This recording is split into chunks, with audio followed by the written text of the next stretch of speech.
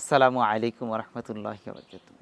প্রিয় বন্ধুরা, আমাদেরকে প্রায়শই অনেকে জিজ্ঞাসা করে থাকেন যে আমি অনেক বেশি পরিশ্রম করি, কিন্তু আমি আমার জীবনে সফল হতে পারছি না। আমি অনেকগুলো কাজ করি একসঙ্গে, এরপরেও কোনো কাজেই সফল হতে পারছি না।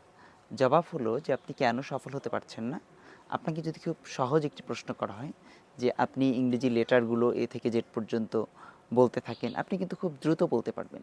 আবার আপনাকে যদি বলা হয় আপনি কোনো সংখ্যা বলুন, যেমন বাংলায় ১, ২, ৩, ৪, ৫, ৬ কিংবা ইংরেজিতে ১, ২, ৩, ৪, ৫, ৬, ৭ আমরা কিন্তু অনায়াসে এগুলো বলতে পারি। যতদূর পর্যন্ত বলতে বলা হবে ততদূর পর্যন্ত বলতে পারবো।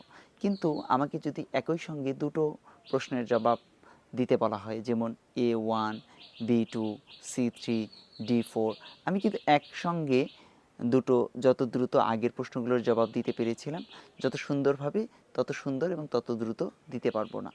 কারণ হচ্ছে এক্ষেত্রে আমি একসঙ্গে দুটি কাজ করছি। ঠিক অনুরূপ এখানে যেমন একসঙ্গে দুটি কাজ খুব দ্রুত করা সম্ভব নয়, ঠিক অনুরূপ একসঙ্গে দুটি কাজ একসঙ্গে করে দুটিতেই সফলতা পাওয়া কিংবা সফলতার দ্বার প্রান্তে পৌঁছা সম্ভব নয়। তাই সফল হতে গেলে একটি কাজ করুন, লম্বা সময় নিয়ে করুন, ইনশাআল্লাহ আপনি সফল হবেন। আসসালামু আলাইকুম রহমতুল্লাহ।